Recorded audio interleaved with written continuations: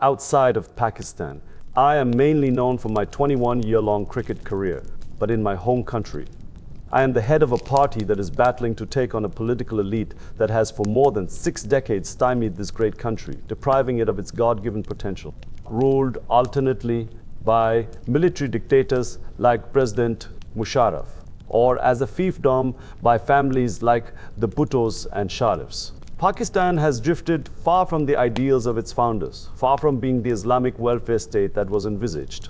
Pakistan is a country where politics is a game of loot and plunder, and any challenger to the status quo, even somebody with my kind of public profile and popularity, can be suddenly arrested and threatened with violence. Founded as a homeland for Indian Muslims on the principle of the unifying qualities of Islam, it remains a fractured country.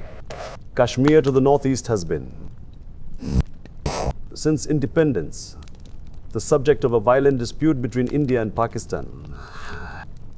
In the northwest, a civil war between the army and militants plagues the Pashtun heartlands of Khyber Pakhtunkhwa and Fata, the federally administered tribal areas.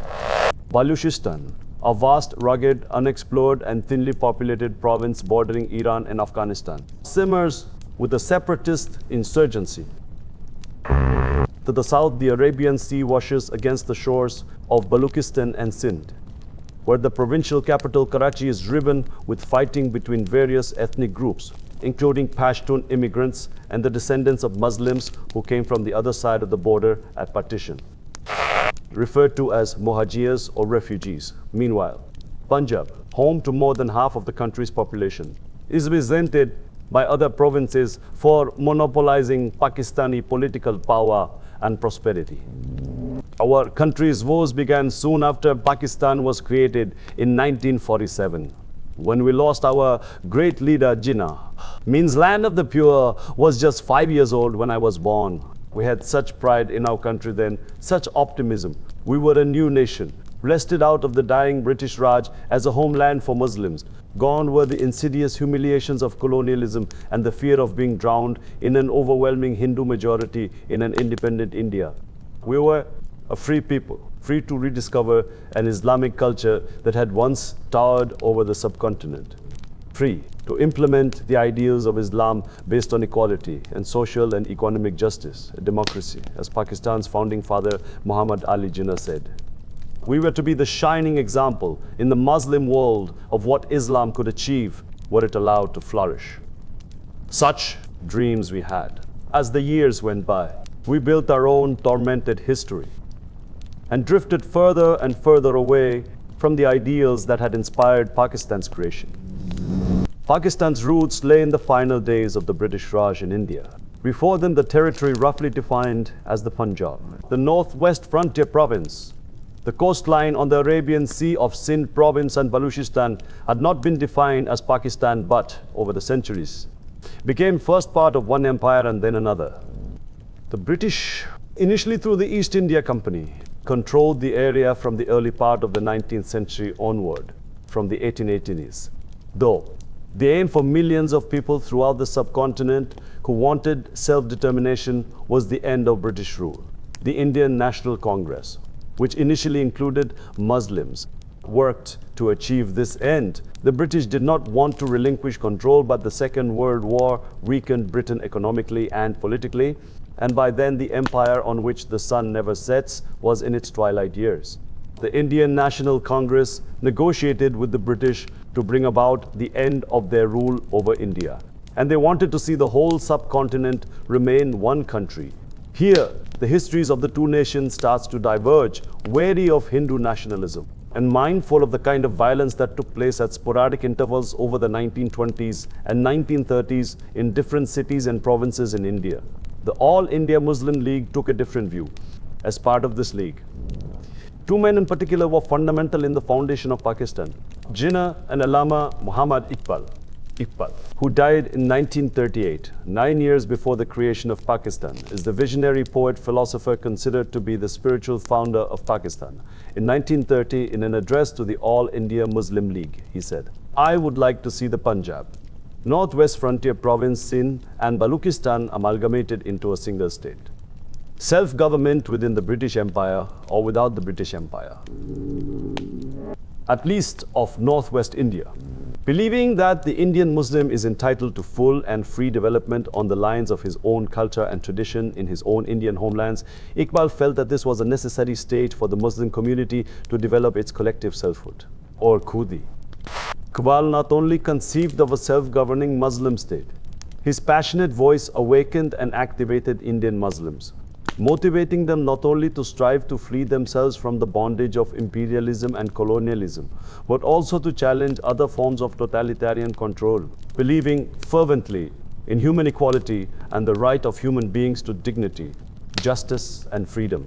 Iqbal empowered the disempowered to stand up and be counted. When I was older, I found Iqbal's work hugely inspirational. He argued against an unquestioning acceptance of Western democracy as the self-governing model, and instead suggested that by following the rules of Islam, a society would tend naturally towards social justice, tolerance.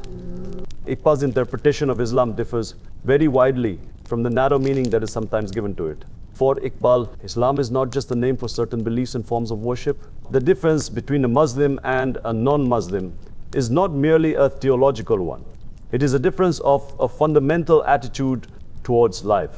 Iqbal considered pride in one's lineage or caste to be one of the major reasons for the downfall of Muslims, based on the principles of equality, solidarity, and freedom. There was no hierarchy or aristocracy, and the criterion for assessing the merit of human beings was taqwa, righteousness. As Prophet Muhammad, peace be upon him, said, "The noblest of human beings are those who fear God most." In other words, those who are humane and just. Because when you fear God, you believe you are accountable to Him and must act accordingly. To Iqbal, the culture of Islam did not consist of the actual cultural practices of Muslims. It was an ideal value system. Based upon the ethical principles enshrined in the Quran, he believed that Islam provided the guidance needed by human beings to realize their God-given potential to the fullest. In his philosophy of khudi, Iqbal presented his blueprint for action that would lead to intellectually sound, ethically based, and spiritually grounded development of individuals and communities, such as Sir Sayyid Ahmad Khan, who urged Muslims to obtain a Western education and established the Aligarh University for this purpose, argued that this vision of an ideal society could never be achieved as long as Muslims remained in a minority in a Hindu-dominated India. It was not only that India, with its caste system and social inequalities, was the antithesis of everything they wanted. It was also that such a bold experiment of recreating the ideals of Islam could never be achieved in a country where Muslims were in the minority. At the time, much of the Islamic world was under European colonial rule, and realizing the promise of Islam required a country, or at least a state within India, where Muslims would have the opportunity to live according to the highest ethical ideals and best practices of their faith. When Iqbal died in 1938, my father was one of the many who attended his funeral. It was left to the lawyer politician Muhammad Ali Jinnah to create that country. Iqbal was an idealist, but he offered concrete guidance to Muslims about how to live a life grounded in the integrated vision of the Quran. Jinnah also combined idealism with pragmatism, somewhat formal and fastidious, and a little aloof and imperious of manner. His calm hauteur masks a naive and eager humanity, an intuition quick and tender, a humor gay and winning. The obvious sanity and serenity of his worldly wisdom disguise a shy and splendid idealism.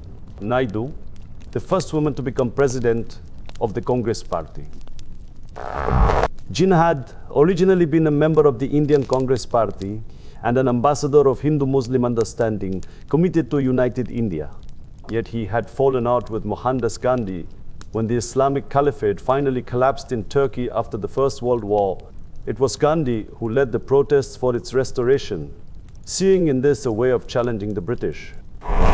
He also disliked Congress leader Jawaharlal Nehru, who he felt had used his closeness to Britain's Viceroy of India, Louis Mountbatten, to outmaneuver India's Muslims in their fight for political power. Mountbatten, in turn, had no patience for the legal constitutional niceties put forward by Jinnah to seek special electorates to safeguard the interests of the Muslims. Mountbatten's wife, Edwina, was so close to Nehru that many Pakistanis afterwards believed they had had an affair, which turned British policy in favor of the Hindus. Muhammad Ali Jinnah, Jawaharlal Nehru, Mohandas Gandhi and Congress member Maulana Abul Kalam Azad, a Muslim leader of the Indian National Congress, who later became education minister in India's government, were four giants of the independence movement, even if they had their own idea of what freedom meant for the people of India. Even Gandhi and Jinnah, despite their differences, held views in common. Both believed that the new countries were not secular ones, but ones in which religion would play an important role. Gandhi said, "Those who say religion has nothing to do with politics do not know what religion is," as he thought that politics without religion would be immoral. While Jinnah, some years later, in a speech to the State Bank of Pakistan in 1948, reiterated that we must present to the world an economic system based on the true Islamic concept of equality, of manhood and social justice. We will thereby be fulfilling our mission as Muslims. Both Jinnah and Gandhi believed that it was the compassion preached by every religion that could become a counterweight to materialism. Anti-British unity fractured after the Khilafat movement, and from the late 1920s, political battles within the Congress led to unrealistic demands being made of the Muslim organizations. This intransigence meant that Hindu revivalists were left with the greater part of the blame for the failure to reach some form of Hindu-Muslim agreement, observed Professor Francis Robinson. At the meeting of the Muslim League in Lahore in March 1940, Jinnah added his voice to a call for the creation of two states, one for Hindus, the other for Muslims. It is extremely difficult to appreciate why our Hindu friends fail to understand the real nature of Islam and Hinduism, religions in the strict sense of the word, but are, in fact, different and distinct social orders. And it is a dream that the Hindus and Muslims can ever evolve a common nationality, he declared. When Muslims belong to two different religious philosophies, literatures, they neither intermarry nor intervene together, and indeed, they belong to two different civilizations which are based mainly on conflicting ideas and conceptions. The aspect of life and of life are different. It is quite clear that Hindus and Muslims derive their inspiration from different sources of history. They have different epics, different heroes, and different episodes. Very often the hero of one is a foe of the other. And likewise, their victories and defeats overlap to yoke together two such nations under a single state, one as a numerical minority and the other as a majority, must lead to growing discontent and final destruction of any fabric that may be so built for the government of such a state. Democracy was still evolving in the world, and people did not believe that it could accommodate different religions and ethnic groups in what is known as the Lahore Resolution. The meeting rejected the concept of a united India on the grounds of growing intercommunal violence and demanded that the areas in which the Muslims are numerically in majority, as in the northwestern and eastern zones of India, should be grouped to constitute independent states in which the constituent units shall be autonomous and sovereign, although it was, as Jinnah complained, a moth-eaten state with far less territory than its supporters had envisaged. It was created in two rings, West and East Pakistan, and at least 1 million people died in the tide of migration as Muslims moved into Pakistan. And Hindus and Sikhs fled to India. I had an uncle in the Pakistani army who was protecting the Punjab border crossing at the time. He always said that the bloodshed he saw during those 6 weeks was worse than anything he had seen in 4 years of fighting against the Japanese on the Burmese front in the Second World War. He was appalled by the butchery, from which not even women or children were spared. Estimates of the numbers who died range from 200,000 to over 1 million. More than 12 million were made homeless by the act of partition and had to travel long distances to settle in new parts of the country.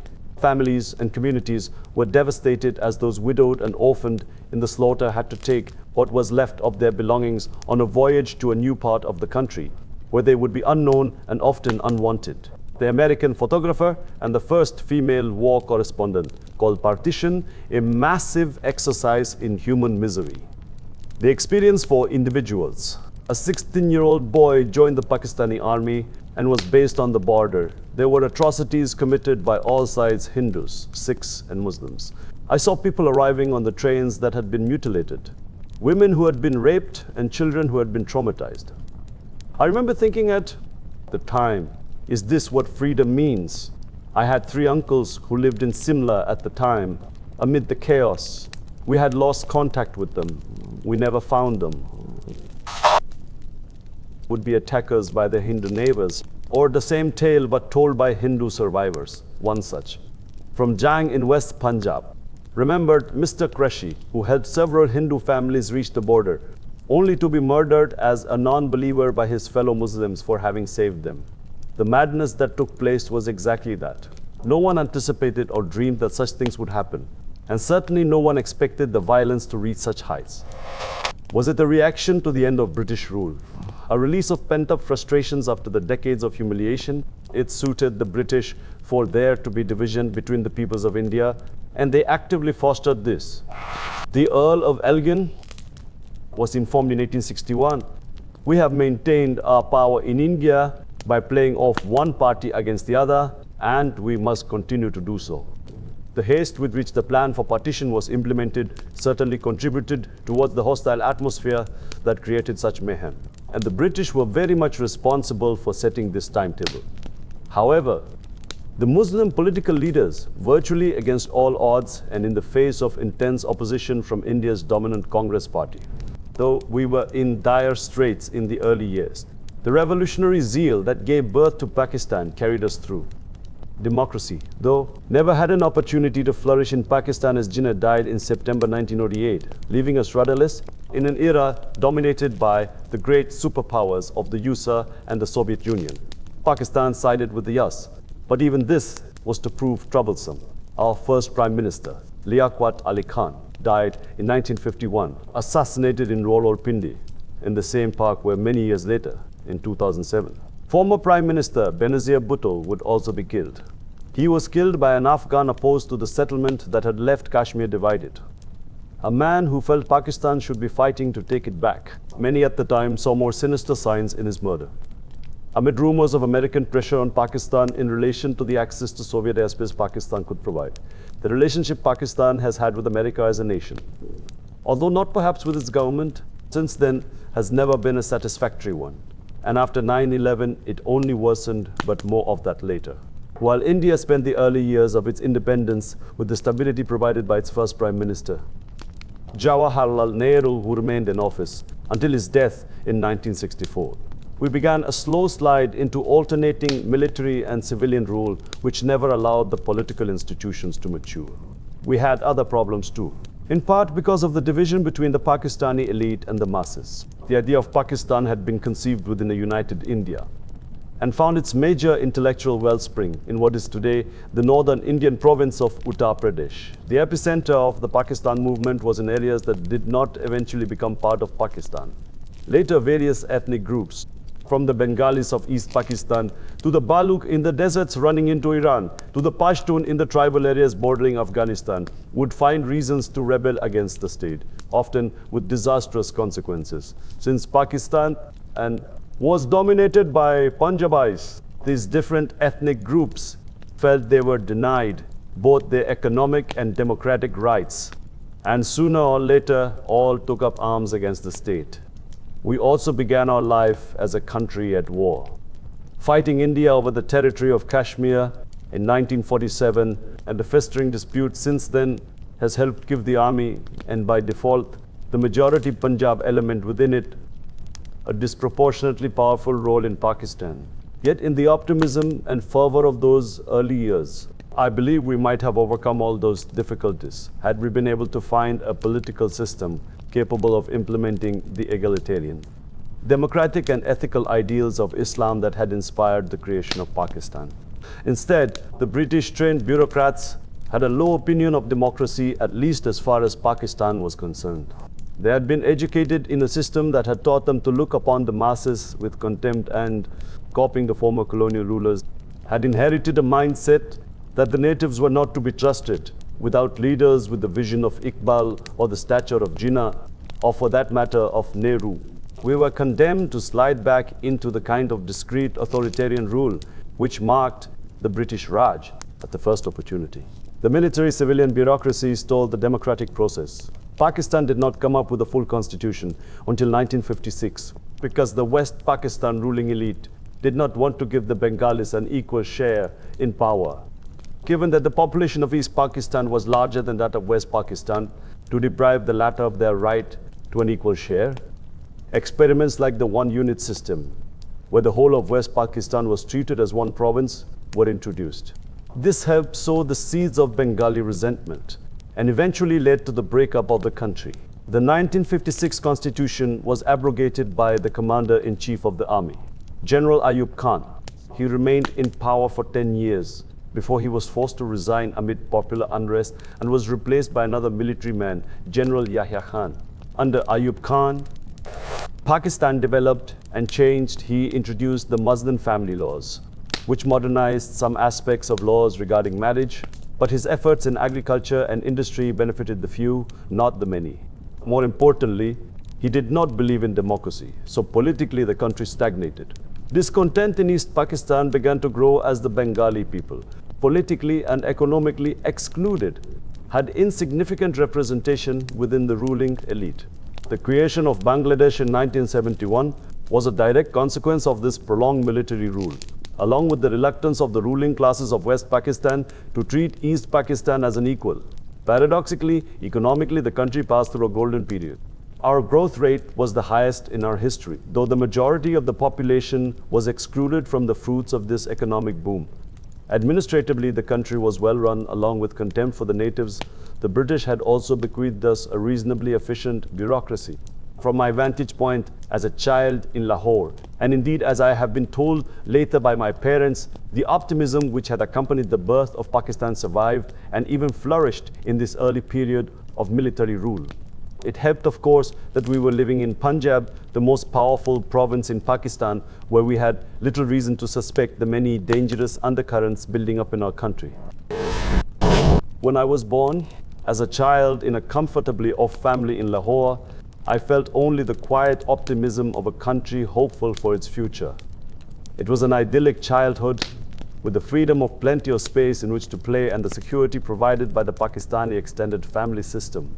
In Zaman Park, where I grew up, you were surrounded by plowed fields and open spaces. There were few houses and everyone who lived there was family, so it was more like being on a farm. The first house in Zaman Park had been built by my maternal grandfather's brother, whose name was Ahmad Zaman. At partition in 1947, my grandfather's family also moved there.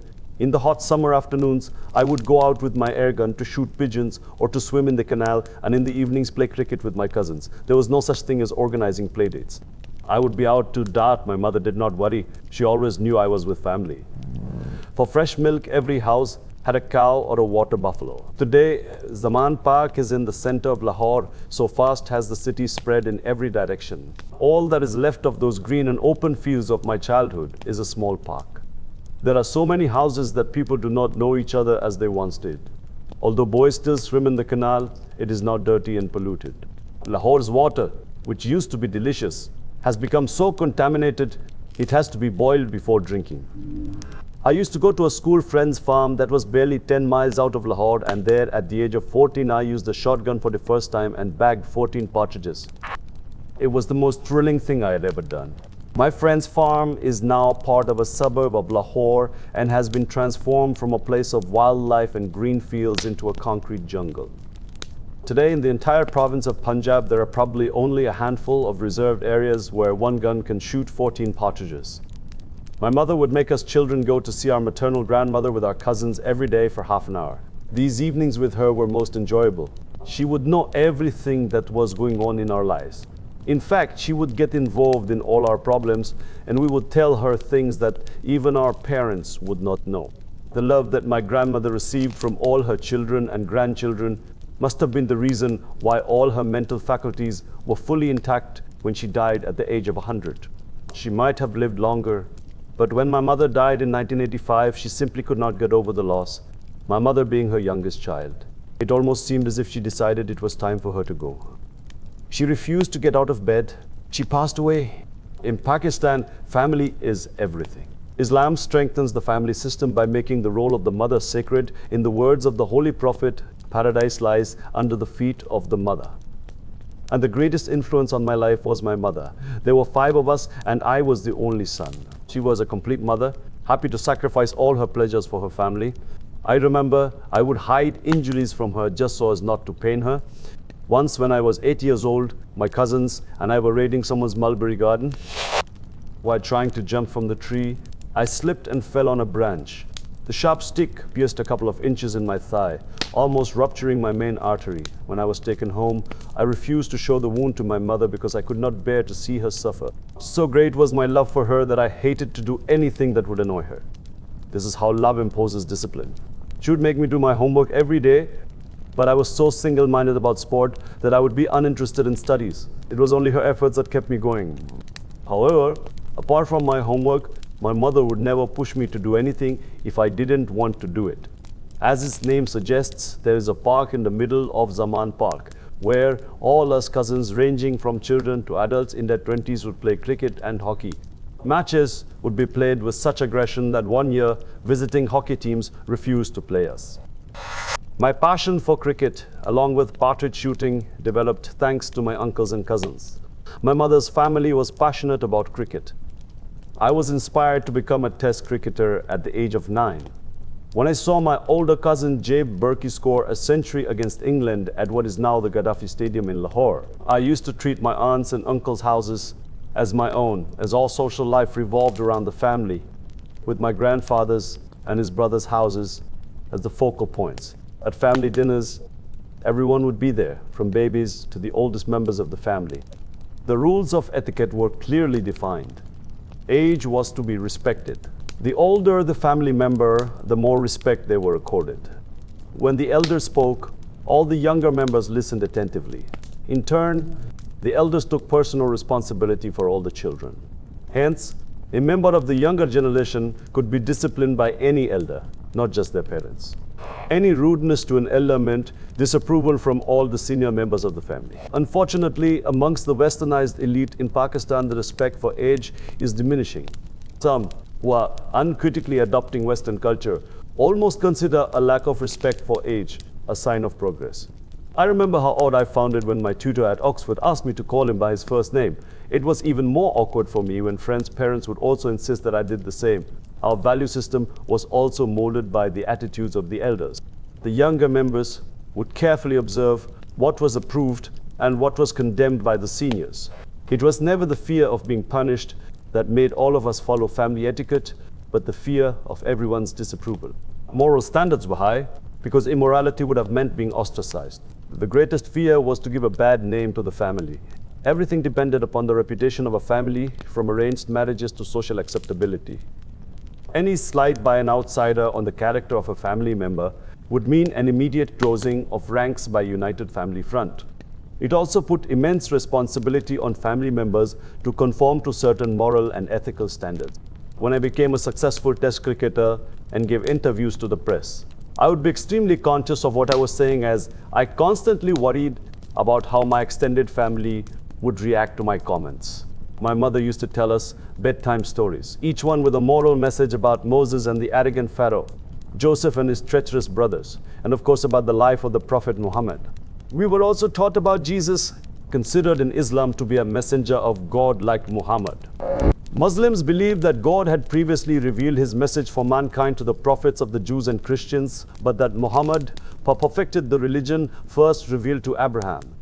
Muhammad is seen as the seal of the prophecy, the last in the series of prophets God sent to the world. Islam recognizes the teachings of the Jewish Torah and the Christian Bible, and while it teaches that Jews and Christians have in some areas strayed from the true path, it acknowledges them as people of the book. Every night before going to sleep, my mother would make us say our prayers and tell me stories about the Prophet. There was one particular story my mother would tell me. An old McCann came before the Prophet and said to him, "The only reason I want to become a Muslim is because all my clan has converted to Islam, but I'm too old to change my habits. Tell me one thing I can do so that I can become a Muslim but keep my habits."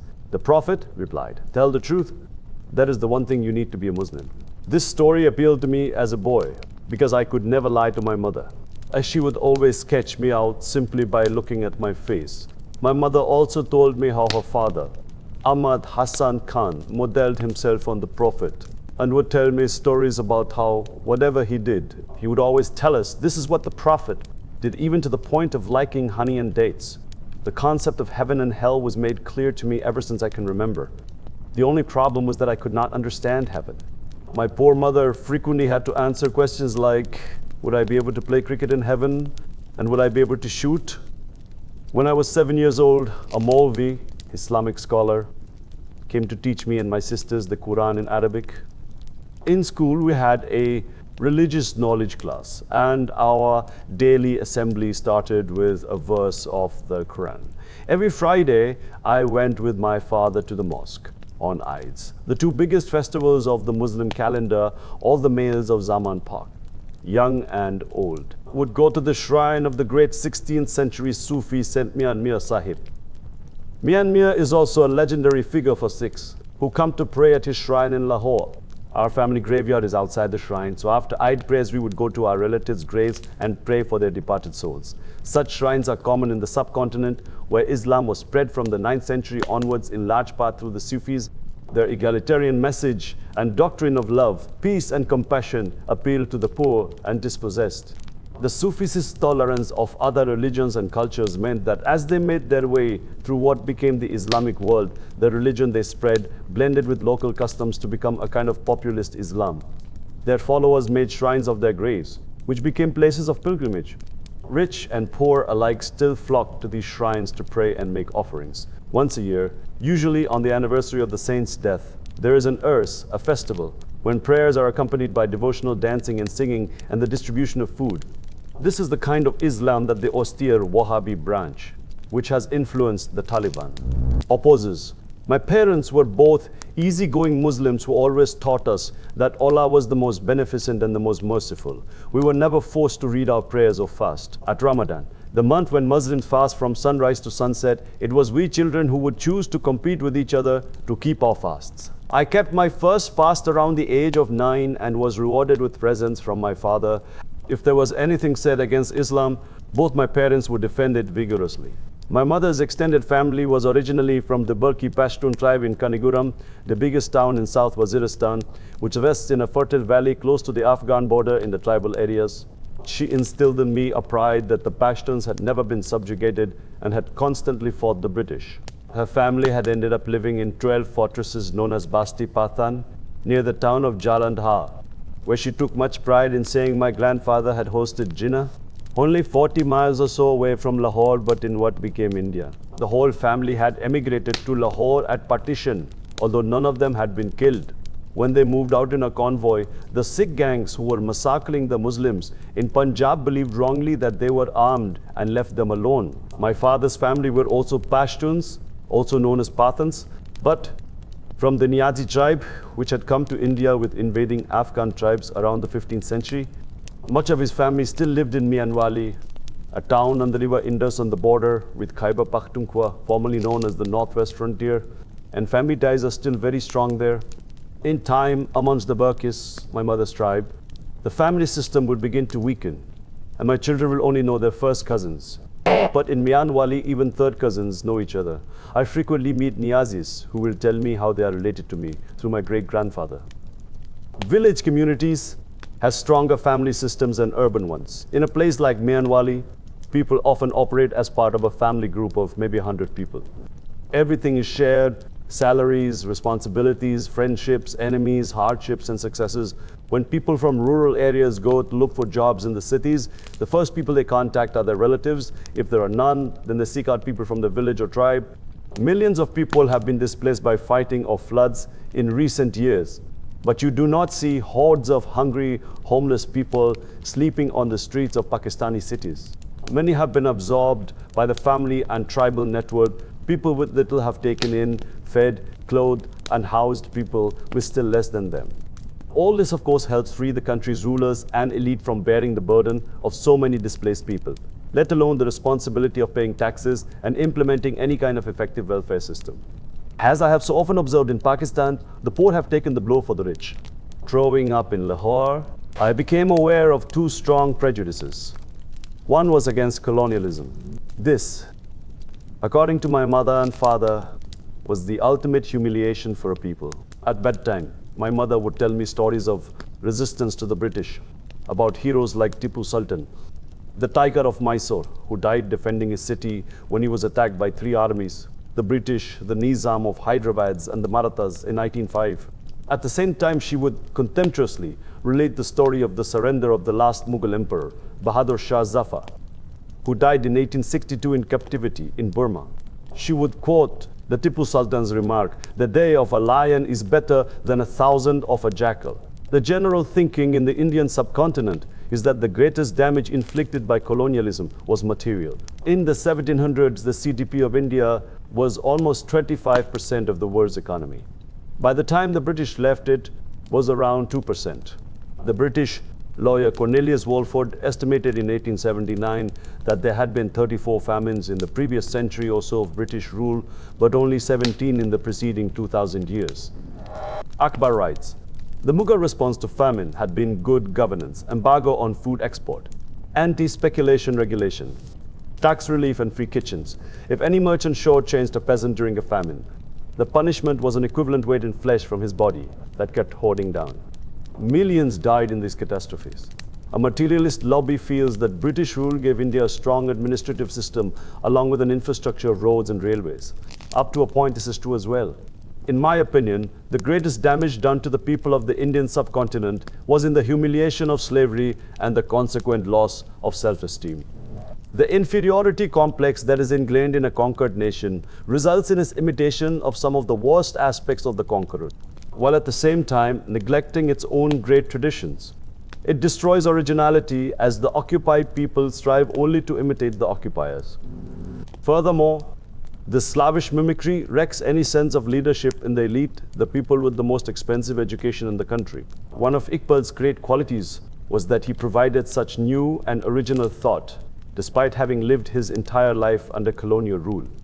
In a well-known verse, he told his son, "My way is not one of being wealthy, but of fakiri, spiritual poverty, or kudi selfhood, do not sell." In poverty, make a name. The legacy of colonialism led to our other prejudice.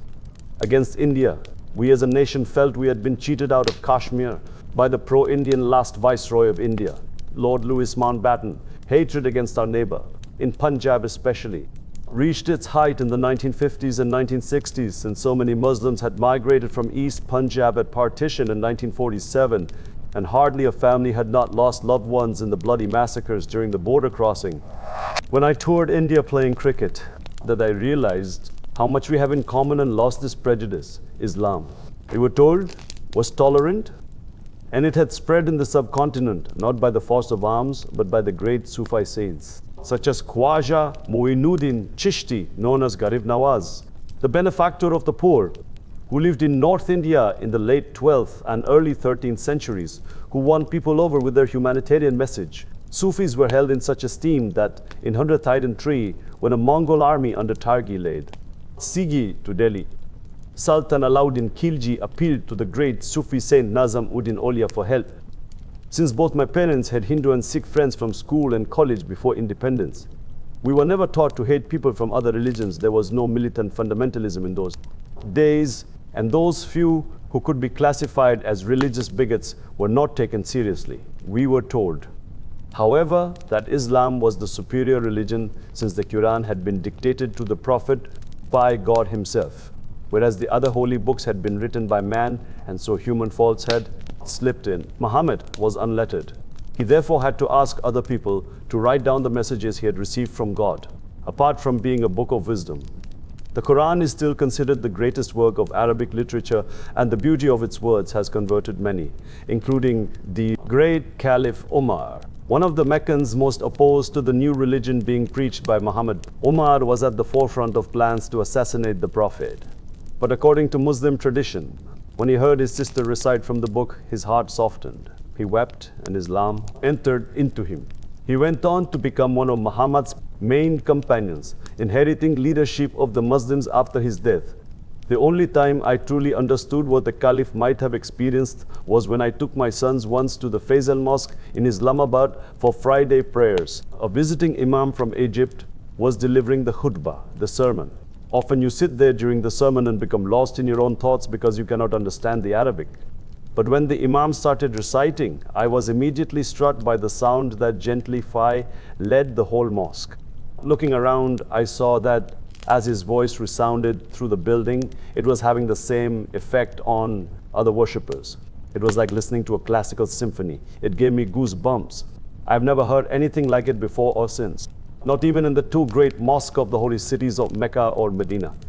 Islam is not just a religion to be practiced privately by individuals, but a way of life. The Quran lays out clear rules for how a society should be governed, and guidance on how people should behave. I was taught it was also a forgiving religion that laid special emphasis on justice and compassion. There were many challenges, most of all the incendiary issue of Kashmir in 1965. I will never forget this period. Late one evening, we started hearing the sound of bombardment. From our rooftop, we caught sight of the flashes of explosions along the border. I remember the anxious faces of my parents as the bombardment continued all night. The Indian army was advancing towards Lahore. There were rumors that Indian paratroopers might land in the city, and patriotic fever gripped the country. The elders of Zaman Park were called to my uncle's house for a kind of council of war. It was decided that my older cousins should group together in a civil defense force to defend Zaman Park. I was itching to be part of this force, and armed with the .22 rifle that my father had just given me for my birthday, I marched out to join them. I cursed myself for not being old enough to join in, along with my mother and sisters. I was sent away from the city for my safety.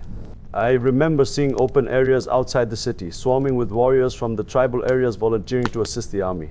Later, I found out that my overzealous cousins almost ambushed, shot and killed 2 innocent people, mistaking them for Indian paratroopers. Everyone in the country was united in a desire to defeat the enemy. I don't think Pakistan had ever witnessed such unity.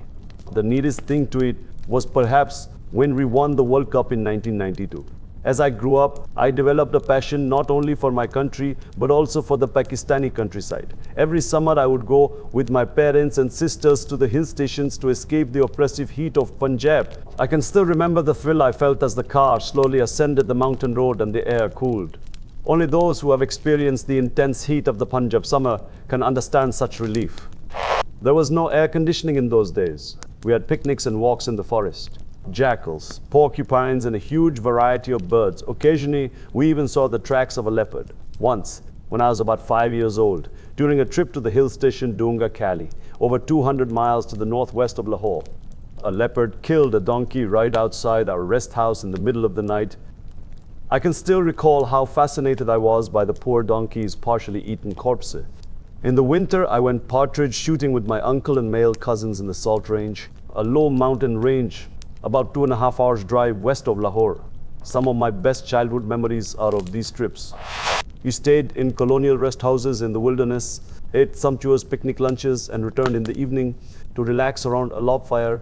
The Salt Range used to be teeming with wildlife: wolves, leopards, hyenas, jackals, foxes, deer, and wild sheep. There are fewer animals now, but the Salt Range remains my favorite place for shooting partridge because of its beautiful weather in the winter and hilly terrain. My mother also loved wildlife and the mountains, and she fueled my passion by telling me stories from her childhood. Some were set in the Indian hill stations of Simla, the summer capital of the British Raj, and the beautiful Himalayan station of Dalhousie, where she would holiday with her parents, like most small boys. I was intrigued by the more grisly tales. I particularly liked the one about how her dog was taken by a leopard while her father was posted at Skazer in the Salt Range. I also loved the family legend on my father's side about how my great uncle from Mianwali, a policeman, had fought with a leopard that had been terrorizing the local villagers and killed it with the bayonet of his gun, then spent 6 months in hospital from the mauling he received. Highest award the police could bestow. The 1965 war over Kashmir ended in 17 days, but it left the military dictator president Ayub Khan in a vulnerable state, allowing room for democratic developments as his grip on power slipped, leading to the rise of a new political party, the Pakistan People's Party, under its leader, Zulfikar Ali Bhutto. Bhutto had studied at university in California and Oxford before he became a lawyer in London, and he represented Pakistan at the United Nations before being appointed the country's foreign minister in 1962, when he was only 34. After the war, he fell out with the president and left government to form the PP. Bhutto, like so many who come to power in Pakistan, was seen at first as someone who could lead us back to democracy, but later was to prove the opposite. Here was a man who understood history. One with an exceptional mind, highly educated and charismatic, Bhutto could have changed Pakistan completely. He was a true Pakistani nationalist. He formed the first national grassroots political party in Pakistan. However, he had a fatal flaw in his character that undermined all that he could have achieved. His feudal mindset couldn't tolerate dissent, and as a result, his government became known for its brutality in victimizing opponents. But his ideas, which he expressed in his 1967 book, The Myth of Independence, carried great weight and still do. It is a great shame that he himself could not live up to all of his words. He called the story of all the civilizations of the world, from ancient Egypt to the British and French empires, the story of greed urging domination and colliding with the struggle for equality. And he noted that domination has been justified as the survival of the fittest. It has been given the name of the white man's burden. Today, that ancient struggle has been epitomized in the creed of democracy against dictatorship. And most presciently, he remarked that 20 years of independence have revealed to the people of Pakistan and India the sharp difference that really exists between independence and sovereign equality. The British had developed neo-colonialism in India in the previous century, in the princely states, of which there were well over 500, where they didn't have to rule directly, as they had puppet rulers to do their bidding. Today in Pakistan, with drone attacks and raids in our cities, our sovereignty is compromised by those who are puppets of the us and have followed us, diktats against the interests of the people of Pakistan. It is this aspect of neo-colonialism that is breeding extremism in Pakistan today. Back then, I was still young, a teenager, and in the late 1960s, I trekked in the Karakoram, the mountain range spanning the borders between Pakistan, India, and China. Some of my favorite holidays have been spent there. It is one of the best places for trekking in the world, with the greatest number of peaks over 24,000 feet, 7,000 meters, including K2, the second highest mountain on earth. It really is the roof of the world. I have never seen such natural beauty anywhere in the world as in the Domel Valley at 9,000 feet, where the army holds its skiing competitions in the winter. The valley floor was covered in red and white flowers and crossed by a crystal clear stream. It seemed to be the picture of paradise. And every morning I was there, I had to tell myself I wasn't dreaming. The people in this area of Pakistan were warm and friendly, untainted by tourism. On one trip, one of our two jeeps broke down on the Karakoram highway. A young man passing by offered to take us to his village for the night. We zigzagged up a dirt track for about 40 minutes before ending up in a tiny village on the edge of an emerald-colored lake and surrounded by thick pine forest. The villagers served us delicious food, including the best mushrooms I have ever tasted. There was a full moon by the lake, listening to the wind blowing through the pines. Pakistan's northern areas are almost twice the size of Switzerland. Who knows how many such idyllic places still exist there. We came across similar hospitality in Hanza, a stunningly beautiful valley, supposedly the inspiration behind the mythical land of Shangri-La. When I first went there in 1967, locals, untouched by materialism, greeted us with apricots and peaches, inviting us to stay in their houses. Amongst the endangered species to be found in the Karakoram is the secretive snow leopard with its distinctive grey-green eyes, and I remember seeing snow leopard cubs found by a shepherd and presented as a gift for the Mayor of Naga, the ruler of what was until 1974 still a princely state located in the north of Gilgit-Baltistan, the most northerly point of Pakistan. Hanza used to be so remote it could only be reached via a terrifying journey up airpin bends overlooking 1,000-foot drops in old Willys Second World War jeeps. Every so often, if you dared to look down, you would see the wreckage of a jeep that hadn't made it. Then came the Karakoram Highway, sometimes known as the ninth wonder of the world because of its elevation, the highest in the world for a paved road, and because of the sheer difficulty of building it. It took the Pakistanis and the Chinese 20 years to finish and cost the lives of almost 900 construction workers. The Karakoram is still by far the most beautiful mountain wilderness in the world, and the people are still friendly, but progress has taken its toll. Population explosion, massive deforestation by the timber mafia, and package tours are quietly threatening this paradise, sadly. The modern world has brought unwelcome changes to many parts of Pakistan. Among those changes is the rapid increase in the population, which has grown from 40 million in 1947 to 180 million by 2011. The beauty and wilderness of our country is fast disappearing, but it was already evident in the 1950s and 1960s that this is only one of the problems that would bedevil Pakistan. These problems began in the very fabric of the state itself. Born out of our slavish adherence to the traditions of the departing British, far from shaking off colonialism, our ruling elite slipped into its shoes. The more a Pakistani aped the British, the higher up the social ladder he was considered to be. In the Gymkhana and the Punjab Club in Lahore, Pakistanis pretended to be English. Everyone spoke English, including the waiters, the men dressed in suits. We, the members' children, watched English films while the grown-ups danced to Western music on a Saturday night. Indeed, some Pakistanis even spoke Urdu with an English accent and ate curry and chapatis with a fork rather than with their hands. While a native had to struggle to get membership of these clubs, any European could simply walk in. The waiters would not dare question whether he was a member or not. The Sindh Club in Karachi, the ultimate refuge of the self-loathing Brown Sahib, did not allow itself to be contaminated with any native Pakistani symbols established by the British in 1871. It resisted even Pakistani national dress, banning it until 1974. The small westernized elite, comprised mainly of civilian bureaucrats and military men, also inherited the colonial contempt for the natives. Far from trying to implement Iqbal's vision, they took advantage of a colonial system meant to control the people. All the colonial institutions were left intact, and as a result, the only change for ordinary Pakistanis was that they had a new set of rulers. The Brown Sahib instead of the Gora White Sahib. Often these people were even more arrogant in dealing with the masses than the colonialists.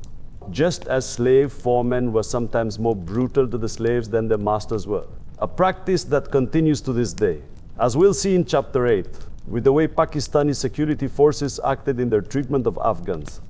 Almost all the bureaucrats came from the elite English language schools built by the British and modeled on their own public schools. When my father returned after doing his postgraduate degree at Imperial College London in 1948, he was only the second person from his hometown to have become an England returned.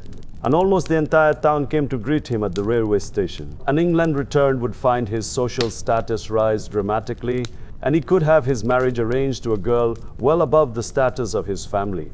Then, as even now, marriage advertisements in India often state a preference for a girl with fair or wheatish complexion. Centuries of invasions from the northwest meant that the ruling classes were often fairer than those ruled, leaving an ingrained color consciousness on the Indian psyche.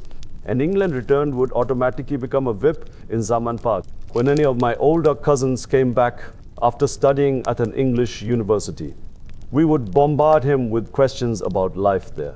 That knowledge alone gave them status. During their time in India, waiters and attendants were made to wear the clothes of Mughal army officers and the Mughal aristocracy, while the officers of the symbols of British power, the army, the police and the civil service, wore the dress of the colonials.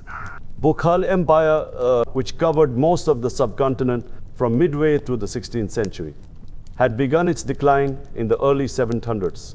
But when the British East India Company started to establish its power in the subcontinent halfway through the 16th century, the Mughal court still held sway culturally and politically over much of northern India, whose inhabitants, whether Hindu or Muslim, regarded its splendor and culture with awe and its emperor as the embodiment of political and religious power. For half a century, many of the early colonialists aped the customs of the court. They spoke Farsi, wore the clothing of the Mughal aristocracy, gave up beef and pork and married local women. The British historian William Dalrymple has done much to chronicle the change in attitudes as, between the mid-18th and the mid-19th century, the British took on and defeated all their military rivals in South Asia, with the French, the Siraj-ud-Dawla of Bengal, Tipu Sultan of Mysore, the Marathas and the Sikhs all vanquished. The British became more confident of their grip over the region. An imperial arrogance set in. Evangelical Christianity also played a major part in breeding a culture of British superiority and a determination to unseat the Mughal emperor and humiliate the once again dynasty. As Dalrymple writes in The Last Mughal, No longer were Indians seen as inheritors of a body of sublime and ancient wisdom, as 18th century luminaries such as Sir William Jones and Warren Hastings had once believed, but instead merely poor benighted heathen or even licentious pagans. It was hoped, were eagerly awaiting conversion. India had a decentralized system of education before the arrival of the British. Each village had its own school supported by revenues generated locally, while colleges and madrasas, religious schools of higher education, were run by educational trusts or waqf boards. Waqf is an Islamic term for an endowment for a charitable purpose. When Bengal was conquered by the East India Company in 1750, it was discovered that 34% of the land generated no taxes because it was owned by various trusts, giving free education and healthcare, according to a survey by C.W. Leidner in 1850. Some of these madrasas were of an extremely high standard, as good as Oxford and Cambridge. Thanks to the properties owned by the trusts, they could afford to pay handsome salaries to attract high-quality teachers. Leidner also surveyed the Hoshiarpur district in East Punjab and found there was 84% literacy in the area. When the British left India, it was down to 9%. The British abolished the trusts, confiscated the Waqf fine and endowments, centralized the education system, and set up elite English language schools. These were meant to create a class of Indians who, in the words of the 19th century administrator Lord Thomas Macaulay, would be Indian in blood and color, but English in taste, in opinions, in morals, in intellect, to render them by degrees fighty vehicles for conveying knowledge to the great mass of the population. Behind their backs, the British used to contemptuously call these brown sahibs baboons. Later, Bab is the Hindi word for father, only not so in this context. The impact of the British implemented education system ran far deeper than the use of English and a love of cricket. Rather, it had been used by the British for a century to subjugate the local culture and create a ruling native elite. The British were too few to dominate India themselves and relied on the acquiescence of a layer of natives to enforce their rule, a form of collaboration, which was one of the most humiliating aspects of colonialism. I went to a school very much in the English mode, Aitchison College, the nearest Pakistan had to attend. Like the majority of my schoolmates, I considered myself superior to those students who went to the government-run Urdu medium schools. In the English medium schools, not only were all the subjects taught in English, but everyone was required to speak in English. Boys caught speaking in Urdu during school hours were fined, despite it being the official language of Pakistan. Our Muslim society with its traditions and rituals was left behind with our families and felt disconcertingly old-fashioned. The message of our education was that you had to copy the ways of the superior colonialists to make progress in life. We were to be transformed into cheap imitations of English public school boys. Our role models naturally became Western, whether they were sportsmen, movie idols, or pop stars.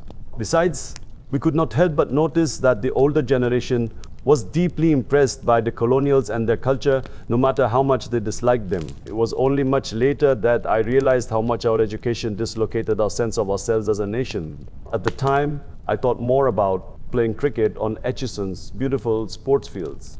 Today, our English language schools produce Desai Americans, young kids who, though they have never been out of Pakistan, have not only perfected the American twang, but all the mannerisms, including the tilt of a baseball cap, just by watching Hollywood films. While my generation's land of milk and honey was England, today's youth from the English language schools want to get to the United States and live the American dream. When Pakistan became independent, we should have rid ourselves of these English medium schools. In other post-colonial countries such as Singapore, India, and Malaysia, they set up one course syllabus for the whole country. In Pakistan, the governments allowed this unjust system to perpetuate, and English medium schools still import the British syllabus for students studying GCSEs and A-level. Students educated in these schools had a huge advantage over the children of the masses, since all the best jobs, especially in the prestigious civil service, went to those who spoke good English. And these brown sahibs in the ruling elite were conditioned to despise their own culture and developed a self-loathing that stemmed from an ingrained inferiority complex to show that one was educated.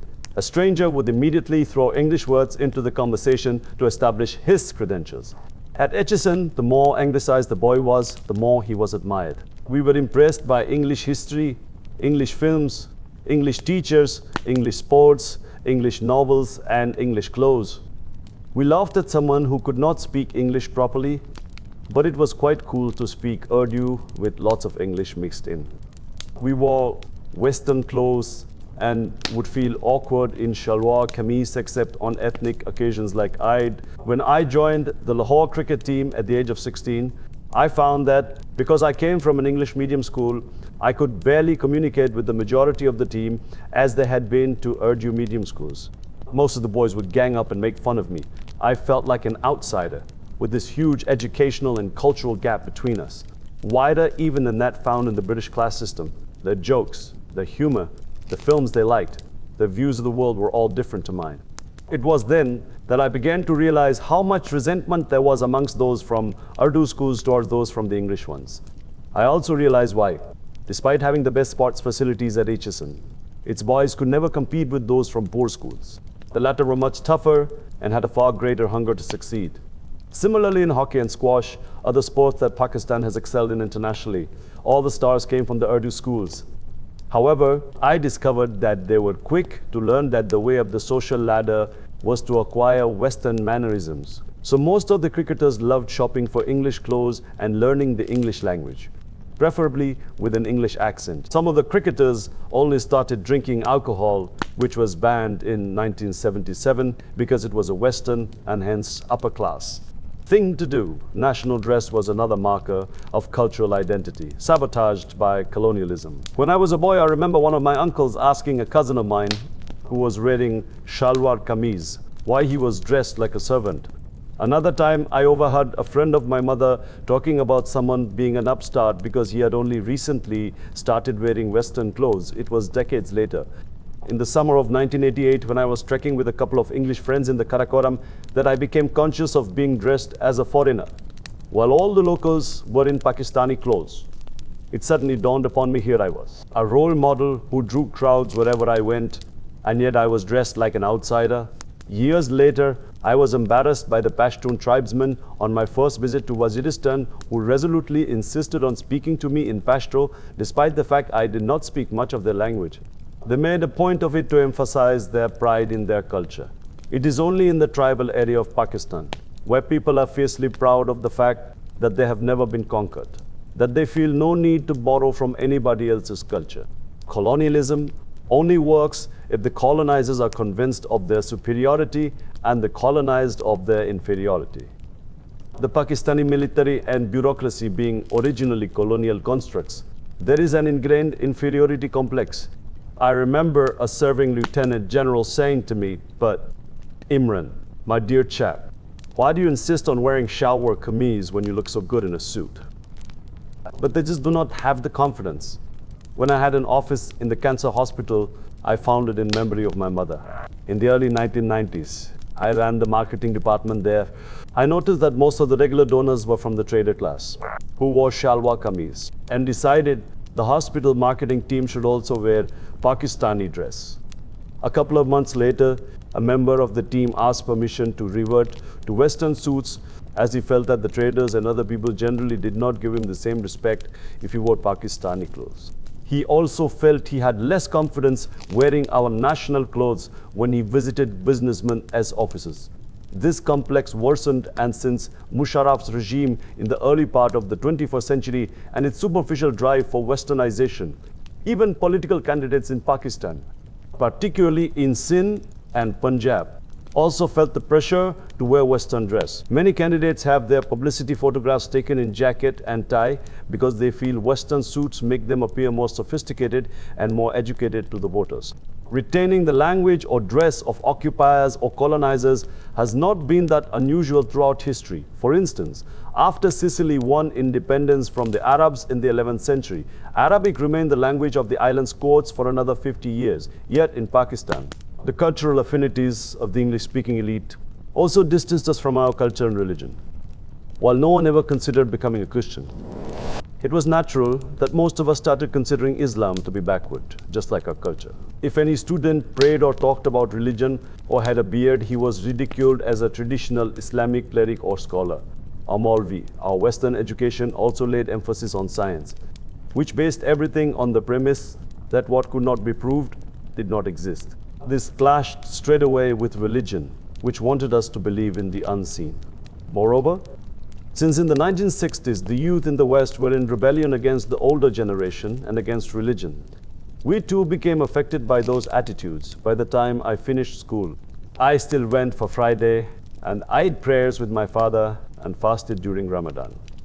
Yet for me, and indeed for most of my friends, God was confined to the mosque. Our young impressionable minds were convinced by English and American films that Western culture was superior, along with its vastly superior technology.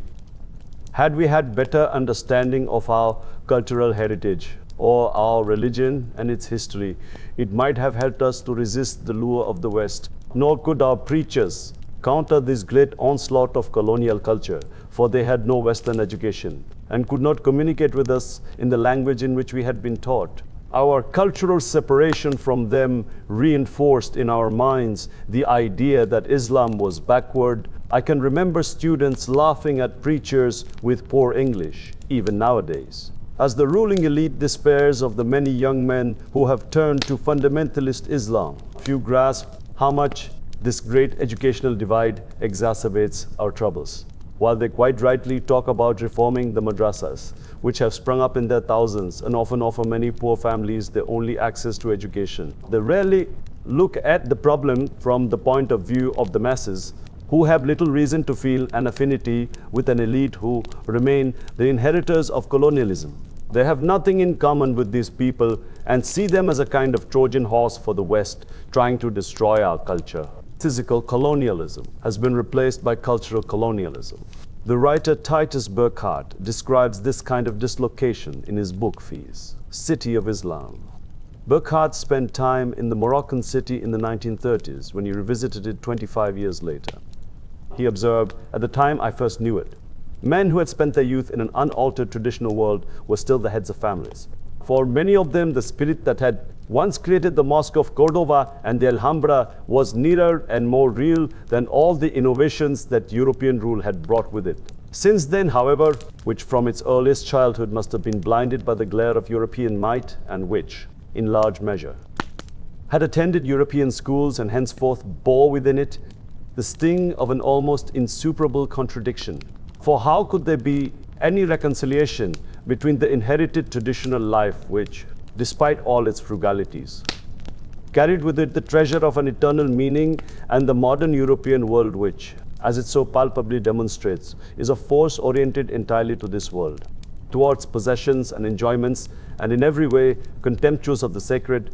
These splendid men of the now dying generation, whom I had once known, had indeed been conquered outwardly, but inwardly they remained free, the younger generation. On the other hand, had gained an outward victory when Morocco gained independence some years ago, and now ran the grave risk of succumbing inwardly.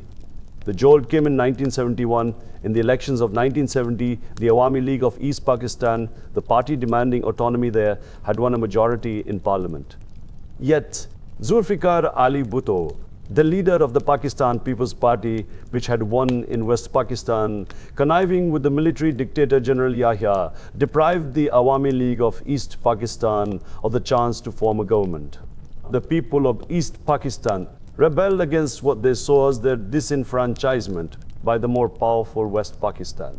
Yahya Khan, the president and army commander-in-chief, sent in the army to suppress the dissent, the same army that had held the first free elections on an adult franchise in the first place.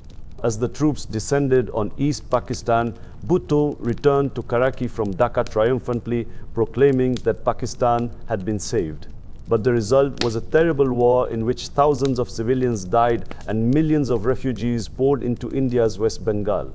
I was with the West Pakistani under-19 cricket team on the last flight out of East Pakistan before the army went in. As we played the East Pakistan team, we could feel the hostility towards us, not just from the crowds in Dhaka Stadium, but from our sporting opponents too.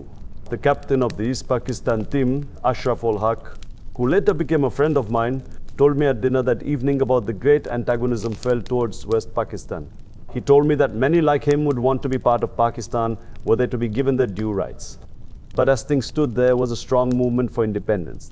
I was shocked to hear this because we had no idea about the feelings of the people of East Pakistan thanks to total media censorship in West Pakistan. However, it had never occurred to me or many others that there was any chance of the country breaking apart. West Pakistan made a series of blunders which allowed India to subsequently exploit the situation. India, then led by Nehru's daughter Indira Gandhi, invaded East Pakistan in support of the Bengali insurgency. Unlike the 1965 war with India, this time we were quickly defeated. Our army signed the humiliating surrender in Dhaka, and the Indians took 90,000 prisoners of war. Our country was split in two, and East Pakistan became the newly created Bangladesh. Indira Gandhi had achieved far more than her father had ever done in destroying Jinnah's idea of Pakistan. It was meant to be a homeland for the Muslims of the subcontinent. Now, after a bitter civil war and a crushing defeat, which still haunts our army, it had become a homeland only for West Pakistanis. A few years later, in 1974, I met up with Ashraful Haq again. And I was shocked at the number of Bengali civilians he told me had been killed in the military action. The figures listed by both sides are hard to verify, but it is possible that hundreds of thousands of civilians died in the civil war that lasted several months, and millions more fled into India seeking safety.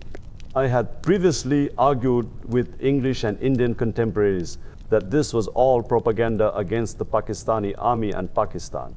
After hearing Haq's side of the story, I vowed I would never again accept our government's propaganda at face value or ever back a military operation against our own people. My career in cricket had just started. I played my first international match for Pakistan in England in the summer of 1971 and away from the censored newspapers and the government TV channel. I was exposed to the international media. Seeing our surrender was only made worse when the massacres attributed to us were shown. The shock was greater because the government and the military kept telling the people that they would fight to the end. Only 24 hours before the surrender, General Niazi from my tribe, the commander of the forces in East Pakistan, had defiantly given an interview on the BBC where he declared the army would fight to the last man. The surrender caused mass depression and a loss of faith in our country. Like everyone else in Pakistan, I had believed the propaganda of our state television, who had labeled the Bengali fighters as terrorists, militants, insurgents, or Indian-backed fighters, the same terminology that is used today about those fighting in Pakistan's tribal areas and Balochistan. As now, we fought the symptoms rather than addressing the root cause of the violence, our failure to address the legitimate aspirations of Pakistan's many ethnic groups. I suddenly felt lonely and insecure. For the first time, I had to make an effort with people and found it quite difficult. After the tour, I stayed back to finish my education at the Royal Grammar School in Worcester. I found it almost impossible to make friends with the British. My friendships with my cousins and a few school friends were informal and deep. We would drop in at each other's houses at all hours. Now I was faced with a situation where I did not know anyone, nor did I understand British culture, which was very different to the joint family system in which I had grown up. The friendships that I had in England were never as meaningful as those I had in Pakistan until much later. Following the completion of my A-levels in 1972, I began my studies at Oxford.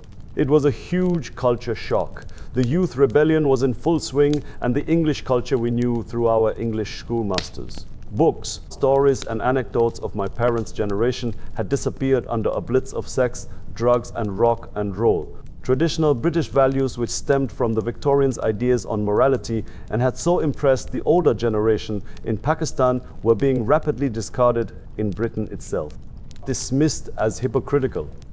Films and pop stars were advocating free sex, drugs and bad manners. It was fashionable to swear, and prudishness was dismissed as boring.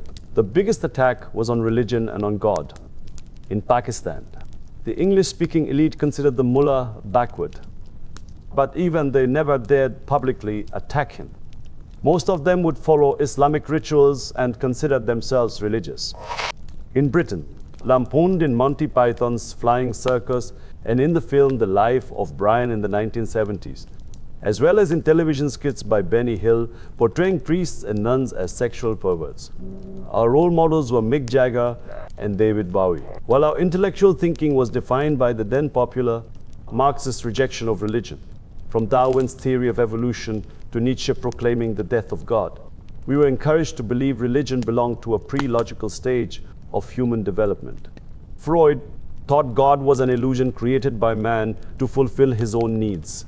Jung termed religion an alternative to neurosis. If there was any spirituality at university, it was that of the hippies. The only problem was it was usually drug-induced and included free sex. What little belief I had in God took a real beating in this atmosphere. At best, I clung to my Muslim identity. Though this had little to do with submitting to the tenets of Islam. I never drank alcohol, but that was because my boyhood hero and first cousin, Majid Khan, later to be captain of the national cricket team, was a teetotaler, and I wanted to emulate him. The best way to describe my faith was no acceptance, no rejection. My Islam was reduced to rituals like attending mosque, and that too only when I was in Lahore. Similarly, fasting was also something I did if at the time I happened to be home, if there was a God. Then he had nothing to do with my life outside the mosque. My mother, who by this time had become deeply spiritual, was alarmed at my lack of faith and would constantly ask me to read the Quran in the hope that it would guide me, out of love for her. Several times I tried to read it and each time gave up. It was only much later that I discovered why it made no sense to me. My first winter at Oxford made me miserable. The bleak, cold and wet, dull days really made me miss home and the weather in Lahore. There is no climate in the world better than the winter of Punjab warm. Sunny days and cold nights just right for sitting by a log fire. I would never tell my mother I was unhappy, but nevertheless, in one of my letters, she must have sensed I was homesick. Immediately, she wrote. She told me I could always return to England at some other time to resume my studies. And if I did not want to study anymore, it did not matter anyway. It was this love and support that made me grow up with such a complete sense of security. Her total belief in me gave me self-esteem, a vital characteristic for success. This was in sharp contrast to the British students who were under great pressure to find jobs after university. Most of them had already moved out of their parents' homes. For me, as for any Pakistani, the concept of moving out was completely alien. It was unthinkable for the eldest or only son to ever leave his parents' house, as his parents were his responsibility for the rest of their lives. Perhaps it is no surprise that my best friend at Oxford was an Indian, Vikram Mehta, who came from a similar family structure to mine and had, like me, been to a private English language school. At that time, Benazir Bhutto, the daughter of Zulfikar Ali Bhutto, Vikram and I became good friends, not only because we were from similar subcontinental backgrounds, but because we were taking the same subjects, politics and economics. Vikram and I would visit Benazir's lodgings in Lady Margaret Hall every Sunday, when she would have an open house serving cheese and snacks all afternoon as part of her lobbying to become president of the Oxford Union. Vikram and I had little interest in the union, but we would show support for Benazir. A friend of mine who played cricket for Oxford, Dave Fursden, I discovered was the Fiat mate of one Tony Blair, who later became Britain's Prime Minister. After leaving university, I would spend the winter in Pakistan and the summer playing professional cricket in England. In Pakistan, I kept meeting people with a strong faith in God. The common people led their lives with God. Even though they did not always obey God's commands all the time, He featured prominently in their lives. They would sin, but they would know they were doing wrong and beg for forgiveness. Often, they had a fatalistic attitude to life, whereby they accepted any disaster as the will of God.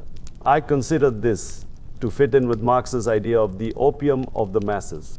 In contrast to the ubiquity of religion and mysticism in Pakistan, the only spiritual people I remember meeting in England were Andrew Wingfield Digby, a theology student who played with me at Oxford and was later to become a vicar, and some years later, the English wicketkeeper Alan Knott. There was one incident involving Knott that struck me in particular when we were part of a World 11 playing in Kerry Packer's World Series in Australia in 1978. What to do with the prize money, whether to divide it up amongst the 12 of us who were sitting there or two. Also share it with the 6 others who were not present because they were playing elsewhere, but were part of the squad of 18. We all decided that we should exclude the 6, justifying it to ourselves on the grounds that only those who had performed should be rewarded. Knott was shocked by our greed and immediately condemned us, saying we were being unfair to the others. Such was his moral authority that we all felt embarrassed and meekly consented to sharing the prize money with the entire squad. While I was adjusting to life in England, my country too was changing. Despite his own contribution to the disaster in East Pakistan, Bhutto became president in 1971 and used all of his abundant charisma to restore some of our battered national pride. For the first time in our country's history, he told the masses that they mattered. Unlike the civilian and military elite, with their English coldness, he was a popular and populist leader. As a young Pakistani at the time, I could not help but be proud when he made his famous speech over Kashmir to the UN Council in 1965, threatening to wage war for 1,000 years before storming out. His standing up to the West like that just as the country was emerging from colonialism boosted our self-esteem. Yet, Bhutto's great intellect and charisma could not translate into success for Pakistan. His misdirected nationalization choked the economy, and the feudal mindset that tolerated neither criticism nor opposition further damaged Pakistan's democracy. But perhaps the greatest disaster of Bhutto's years was the nationalization of the school system in 1972, an act which led to the departure of many qualified teachers without adequate teacher training programs being put in place beforehand. From then onwards, our state school structure declined, and generations of Pakistanis have suffered because of his policy.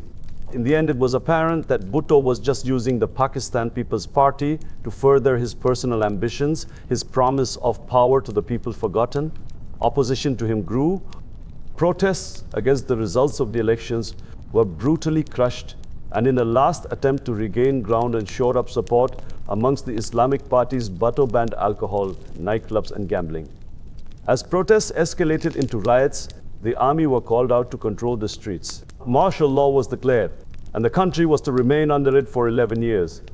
General Zia-ul-Haq overthrew Bhutto, appointed himself president in 1978, and the following year had Bhutto hanged in a jail in Rawalpindi. I was playing cricket in Sri Lanka when I heard the news and felt an incredible sense of sadness. Even though I knew he had done wrong, I did not expect him to be executed. More upheaval was to come. In neighboring Iran, the Shah's westernized regime was swept aside by Imam Khomeini's Islamic Revolution. Later that year, the Soviet Union invaded Afghanistan, and Pakistan became a frontline state in the Cold War.